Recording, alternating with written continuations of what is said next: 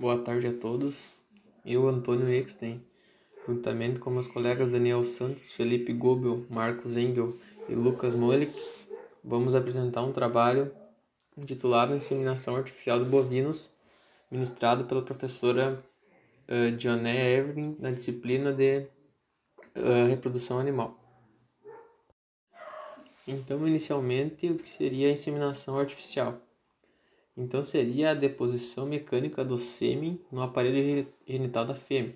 E sem dúvida é o melhor e mais barato instrumento de melhoramento genético de um rebanho bovino, visto que, se utilizado touros com uma alta confiabilidade, um grande valor tanto comercial quanto genético, é possível aí o produtor obter o melhor resultado com as características desejadas para o seu próprio rebanho. Então, quais seriam as vantagens da inseminação artificial?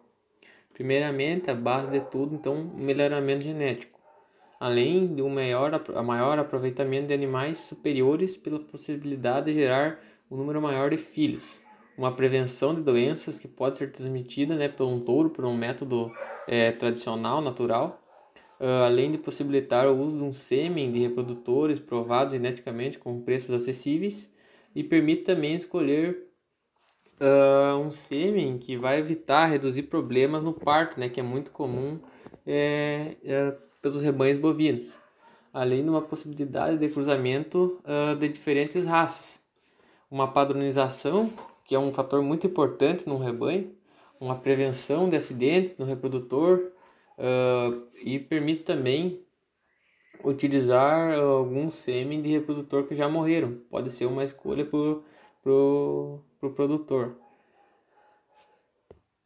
Ainda, um fator não menos importante, teria então o produtor um controle zootécnico muito mais eficiente. Bom, então, quanto às limitações, é muito importante ter então uma mão de obra especializada. No caso, ter um profissional que já esteja bem adequado com o sistema, ser um profissional capacitado, que tenha de preferência experiência com os animais, tenha um bom material, um material higienizado, um material de qualidade para que seja feito da melhor forma. Além do outro fator importante, que seria a detecção do cio, que é um fator que pode limitar a inseminação. Além do que a má aplicação da técnica, que muitas vezes se é feito de formas inadequadas, com aparelhos desgastados, com obras, com manejos defasados, acaba prejudicando a inseminação. Então, quanto aos requisitos básicos para a inseminação artificial, temos aí a importância do inseminador, como foi comentado anteriormente, uma importância de ter umas instalações adequadas para fazer o manejo e também ter um manejo, uma organização na propriedade. Outro requisito básico é ter o conhecimento do cio da vaca, que seria o cio seria o período que a fêmea aceita a monta. E normalmente, pelo que dá para perceber, ele dura em torno de 10 a 18 horas e tem um intervalo médio de aproximadamente 21 dias, mas vale salientar que ele pode variar de 17 até 24 dias.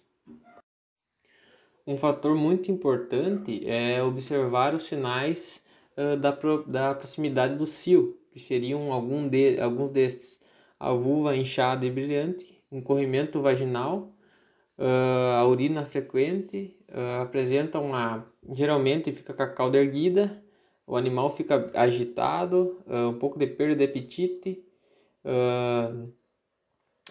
berro constante, além do que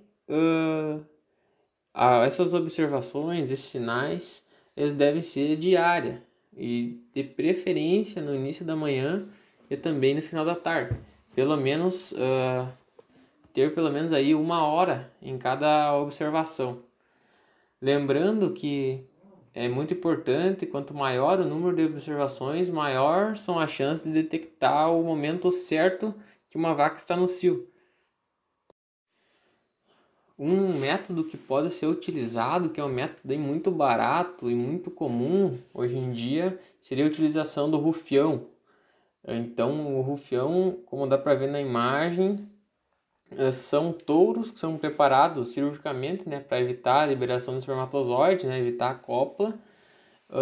Podem ser touros ou também fêmeas, que essas fêmeas recebem um tratamento hormonal e são chamadas de fêmeas androgenizadas.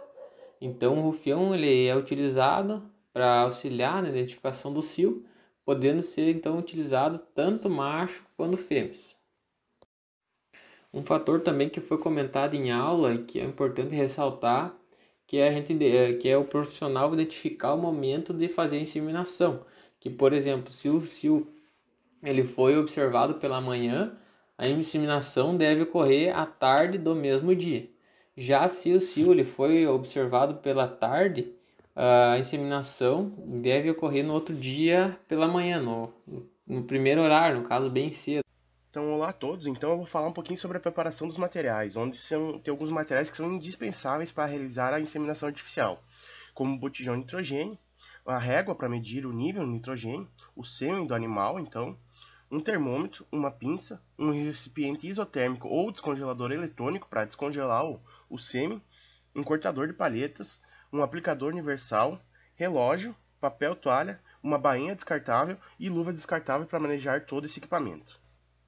Então aqui a gente tem um material para inseminação, onde todo ele deve ser disposto numa bancada, numa mesa, sendo de fácil acesso para manejar e usar eles.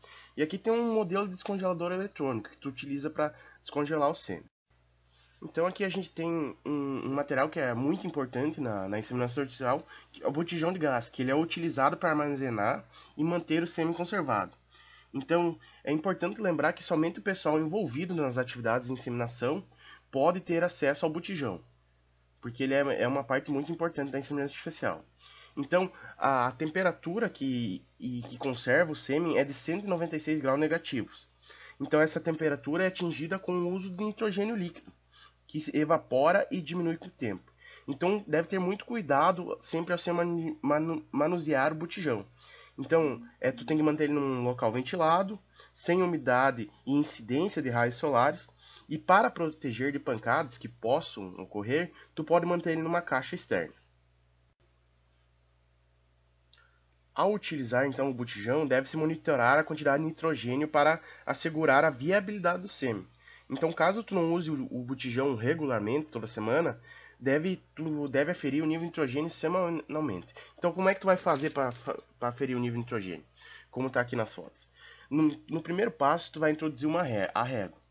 Então, no segundo passo, tu vai retirar a régua e no terceiro tu vai movimentar bem suavemente a régua, para não ter variação nada de temperatura. E no quarto tu vai aferir o nível de nitrogênio. Lembrando que o nível de nitrogênio deve estar sempre acima dos 15 centímetros. Então, aqui na preparação dos materiais, a gente também tem o aplicador universal, que ele possui diferentes diâmetros nas extremidades, o que vai definir o tipo de palheta que a gente vai usar. Então, como vocês podem ver aqui na figura da esquerda, a gente tem dois aplicadores. E na extremidade eles têm diferentes diâmetros. Um vai ser para a palheta média e outro vai ser para a palheta fina. Então, aqui na figura da direita, nós temos as palhetas médias e as palhetas finas. Então, na palheta, tu deve possuir os dados para a identificação do fornecedor, o nome do reprodutor, a raça, o registro de partida, e assim tu vai ter os materiais necessários para efetuar a inseminação artificial.